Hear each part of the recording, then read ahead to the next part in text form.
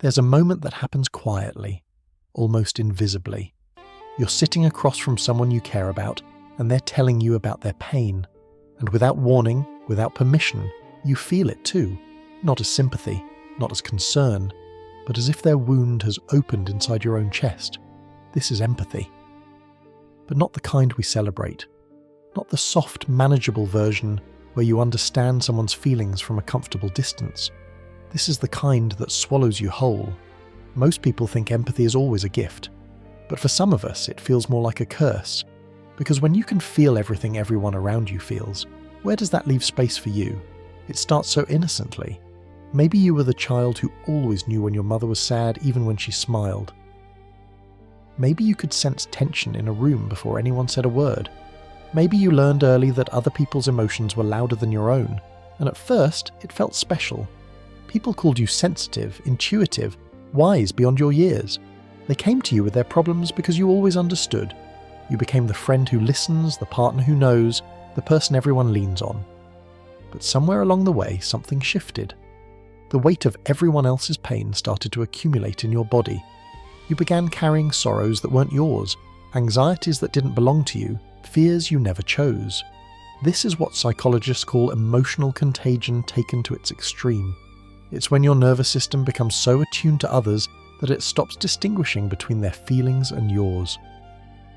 You walk into a room and immediately absorb the emotional temperature, your body adjusting before your mind even registers what's happening. And the exhausting part, most people don't see it. They see someone who cares deeply, someone with a big heart. They don't see the toll it takes. They don't see you afterward, alone, trying to untangle which emotions are actually yours. Because here's the truth about deep empathy. It doesn't just mean you understand people, it means you become them, if only for a moment. Their sadness becomes your sadness. Their fear becomes your fear. Their pain echoes in your body long after they've walked away. Though maybe it began in childhood. Children who grow up in unstable or emotionally intense households often develop what's called hypervigilance to emotional cues. They learn to read faces, voices, silences, because their safety depends on predicting the emotional weather of the adults around them. This isn't a conscious choice, it's survival. When a parent's mood can shift without warning, you learn to scan constantly, to sense the storm before it arrives. You become an expert at reading micro-expressions, tone changes, the subtle shift in someone's breathing. And that skill, that emotional radar, follows you into adulthood. You walk into meetings and immediately sense who's upset. You scroll through texts and know when something's wrong, even when the words say, "I'm fine."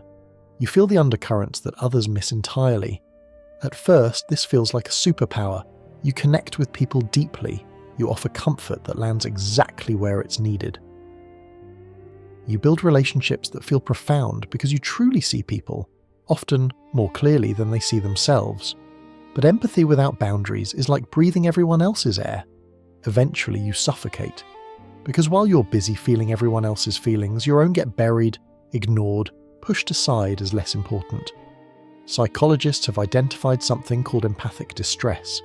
It's what happens when empathy overwhelms your capacity to regulate it.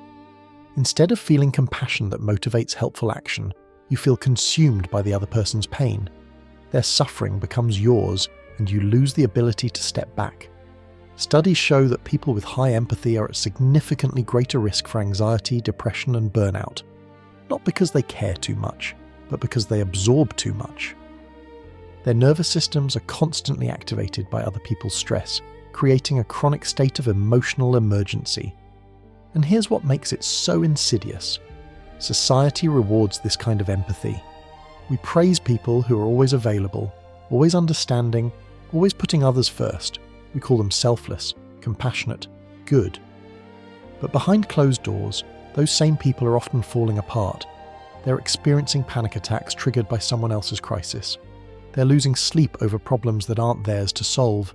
They're carrying emotional loads that would break most people. Think about the last time someone told you about something terrible happening in their life. If you're a deep empath, you didn't just feel sorry for them. You felt it in your body. Your chest tightened. Your stomach dropped. Your hands might have trembled. This is mirror neuron activation taken to an extreme. Mirror neurons are brain cells that fire both when we perform an action and when we watch someone else perform that same action. They're part of what allows us to understand and predict other people's behaviour. But in highly empathic people, these mirror systems can become overactive. When you see someone in pain, your brain lights up in the same regions that would activate if you were in pain yourself. Neurologically, watching someone suffer and suffering yourself look remarkably similar. This means that every difficult conversation you have, every sad story you witness, every person you comfort is leaving a trace in your nervous system. You're not just understanding their pain intellectually, you're experiencing it somatically, in your body.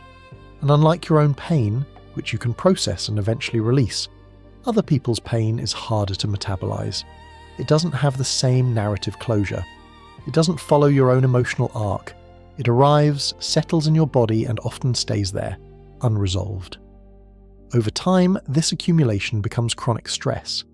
Your cortisol levels remain elevated, your immune system weakens, you develop what feels like emotional inflammation, a constant low-grade overwhelm that never quite goes away. Sleep becomes harder because your mind is processing not just your own day, but fragments of everyone else's. You wake up tired, not from physical exertion, but from the invisible labour of carrying so many emotional burdens. And the most painful part? People often don't realise you're struggling, because you've learned to hide it. You've learned that if you show your own vulnerability, people might pull back.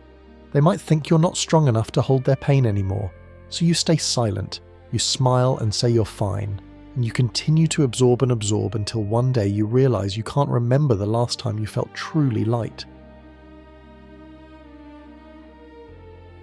There's a particular kind of loneliness that comes with deep empathy. You're surrounded by people who trust you, confide in you, rely on you, but you feel utterly alone because no one is holding space for your emotional reality. You become the container for everyone else's feelings, but who contains yours? Who asks how you're really doing and actually waits for the real answer? Who notices when you're drowning in the accumulated weight of other people's sorrows? This is the paradox of the empath. You're deeply connected to others, yet profoundly isolated, because the very trait that allows you to bond so intensely is the same one that exhausts you beyond measure. Psychologists talk about something called compassion fatigue, originally identified in healthcare workers and therapists. It describes the physical, emotional, and spiritual exhaustion that comes from continuous exposure to others' suffering. But you don't have to be a professional caregiver to experience this. If you're the friend everyone calls in crisis, if you're the family member who manages everyone's emotions, if you're the partner who absorbs your loved one's stress, you're at risk. The symptoms are subtle at first. You become more easily overwhelmed. Situations that wouldn't have bothered you before now feel unbearable. You find yourself avoiding certain people, not because you don't care, but because you can't handle absorbing more. You might start experiencing what feels like emotional numbness. After years of feeling everything so intensely, your nervous system begins to shut down as a protective mechanism. You stop crying at sad movies, you scroll past tragic news without reaction, you feel nothing. And that numbness terrifies you. Because if you're not the person who feels deeply, who are you? Your identity has been built around your capacity to empathize. Losing that feels like losing yourself. But that numbness isn't the death of empathy. It's your body desperately trying to survive. It's your nervous system saying, we can't keep operating at this level. We need to conserve resources. Let's talk about what happens in your body when you chronically absorb other people's emotions. Your nervous system has two main branches, sympathetic, which activates your stress response, and parasympathetic, which helps you rest and recover. In deep empaths, the sympathetic nervous system is constantly triggered by other people's distress. When someone shares their anxiety, your body responds as if that threat is happening to you. Your heart rate increases, your breathing becomes shallow, stress hormones flood your system. The problem is, this response is designed for acute threats, not chronic exposure to others' emotional pain. When your nervous system is repeatedly activated without adequate recovery time, you develop what's called allostatic load, the cumulative wear and tear on your body from chronic stress.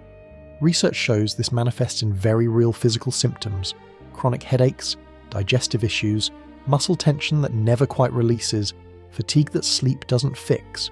Your body is literally breaking down under the weight of emotions it was never meant to carry. And it's not just physical, your cognitive function suffers too. You might find yourself forgetting things more often, struggling to concentrate, feeling mentally foggy. This happens because chronic stress impairs the prefrontal cortex, the part of your brain responsible for executive function. You become less able to regulate your own emotions because your regulatory capacity is exhausted from managing everyone else's. Small frustrations feel catastrophic. Minor setbacks feel devastating. Your emotional bandwidth has been depleted. There's also an interesting phenomenon called secondary traumatic stress. This occurs when you absorb someone else's trauma to such a degree that you develop trauma symptoms yourself, even though you didn't directly experience the traumatic event. Therapists who work with trauma survivors are trained to recognize and prevent this. But most people don't realize it can happen in everyday relationships. When someone you love experiences something terrible and you take on their pain so completely, you can end up with your own trauma response. You might start having intrusive thoughts about their experience. You might avoid situations that remind you of their pain. You might feel hypervigilant or emotionally reactive in ways that seem disproportionate to your own life circumstances. Here's what makes this so difficult to recognize in yourself. We live in a culture that glorifies selflessness. We're told that good people put others first, that caring means sacrificing, that if we're not willing to carry someone's burden, we don't really love them. So when you start feeling resentful, exhausted, or overwhelmed by other people's emotions, you feel guilty. You tell yourself you should be stronger, more patient, more giving. You internalize the idea that your limits are personal failures. But boundaries aren't betrayal. Protecting your emotional energy isn't selfishness, and recognizing that you can't carry everyone's pain doesn't make you less compassionate. It makes you human. The truth is, empathy without self-preservation destroys empathy itself. When you burn out from caring too much, you lose your capacity to care at all. You become cynical, detached, or avoidant, not because you stopped loving people, but because you loved them in a way that wasn't sustainable. Think about the people in your life who seem to have endless emotional capacity. Often they're not actually more empathic than you. They've just learned to set boundaries. They've learned to say, I care about you, but I can't take this on right now. They've learned that their own well-being matters too. For deep empaths, this feels impossible. Setting boundaries feels like closing your heart. Saying no feels like abandonment. Admitting you can't handle someone's pain feels like failure. But here's the shift that needs to happen. Empathy is not the same as absorption. You can understand someone's pain without making it your own. You can care deeply without carrying their emotional burden. Psychologists call this cognitive empathy, as opposed to emotional empathy. Cognitive empathy is understanding what someone feels. Emotional empathy is feeling it with them. Both have value, but only one is sustainable long-term. When you practice cognitive empathy, you create a small space between their experience and yours. You witness their pain without inhabiting it. You offer support without drowning in their suffering.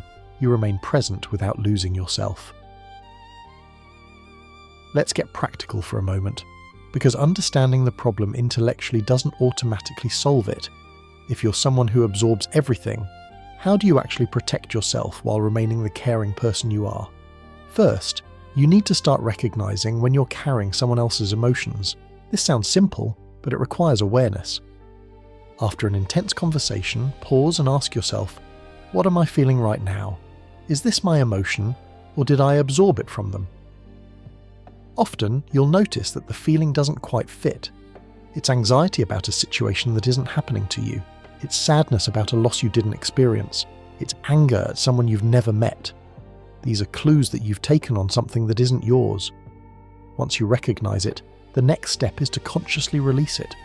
This isn't about suppressing or denying the feeling, it's about acknowledging that this emotion belongs to someone else's story, not yours. You can care about their story without making it your autobiography. Some people find physical rituals helpful, taking a shower and imagining the emotions washing away, going for a walk and leaving the feeling behind with each step, writing it down and then tearing up the paper. These actions signal to your nervous system that you're letting go. You also need to build regular practices that discharge stress from your body. Because even with boundaries, some absorption is inevitable. Movement helps, exercise, dance, even stretching. These activities complete the stress cycle that gets activated when you absorb others' distress. Breathwork is powerful too. Deep, slow breathing activates your parasympathetic nervous system, telling your body it's safe to relax. After emotionally intense interactions, take a few minutes to breathe deliberately, letting your nervous system reset. And perhaps most importantly, you need relationships where you're not the caregiver, where you can be vulnerable, where someone else holds space for you. Because empaths often struggle to ask for support, believing they should be strong enough to handle everything alone. But you're not meant to handle everything alone. You're not meant to be an emotional sponge with no one to wring you out. You deserve reciprocity. You deserve to be cared for with the same tenderness you offer others. There's something nobody tells you about healing from empathic burnout. It requires you to disappoint people. It requires you to not be available every time someone needs you. It requires you to choose yourself sometimes, even when it feels selfish. The first time you tell someone, "I don't have the capacity for this right now," it might feel like ripping your own heart out. You'll see their face fall, you'll sense their disappointment, and every instinct will scream at you to take it back, to make space for them even though you have none left. But you have to let them be disappointed.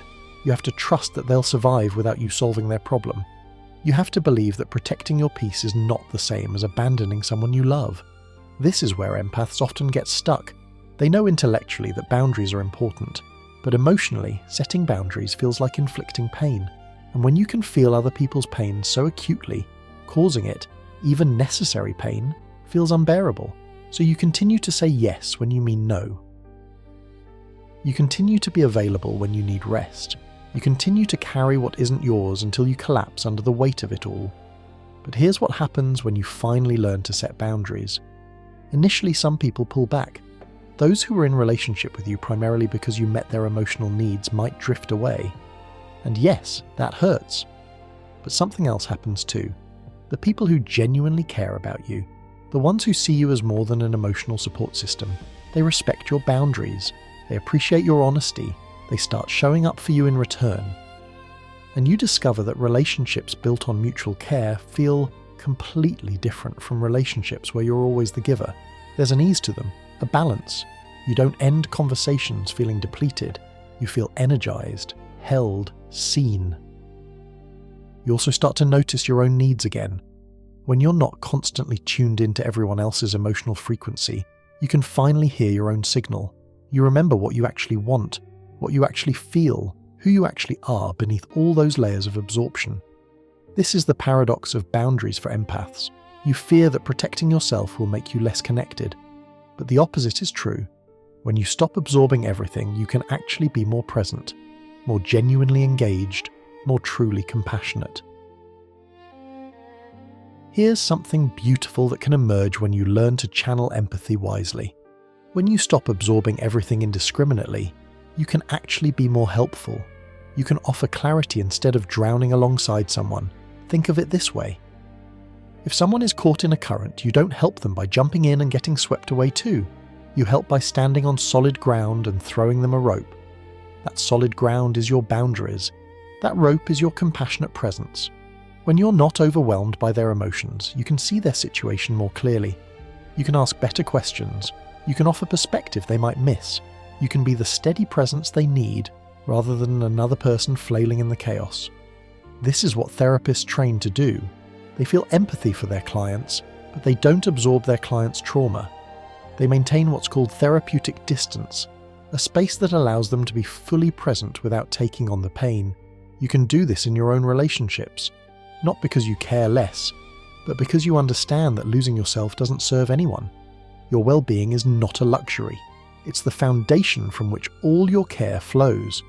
And when you take care of that foundation, when you regularly discharge stress, set boundaries, and honor your own needs, you have so much more to give. Not from depletion, but from fullness. Not from obligation, but from choice. This is sustainable empathy. Empathy that doesn't leave you broken. Empathy that enriches both you and the people you care about. Empathy that feels like love, not sacrifice. It requires practice. It requires unlearning patterns that have been with you for years, maybe decades. It requires disappointing people sometimes. It requires feeling selfish when you're actually just being human. but slowly something shifts. You start to notice that you can be in someone's presence without taking on their energy. You can hear their pain without it becoming yours. You can care without carrying. And in those moments, you realize that you haven't lost your empathy. You've simply learned to wield it with wisdom. You've learned that the most loving thing you can do is to remain yourself while supporting others. There will still be hard days. Days when you slip back into old patterns and absorb everything again. Days when someone's pain hits you so deeply that boundaries feel impossible. Days when you wonder if you're doing any of this right. That's okay. Healing isn't linear, and empathy, especially when it's been your primary way of relating to the world, doesn't transform overnight. You're allowed to struggle with this. You're allowed to make mistakes. What matters is that you keep coming back to yourself, that you notice when you've taken on too much and consciously release it, that you forgive yourself for being human, for having limits, for needing rest.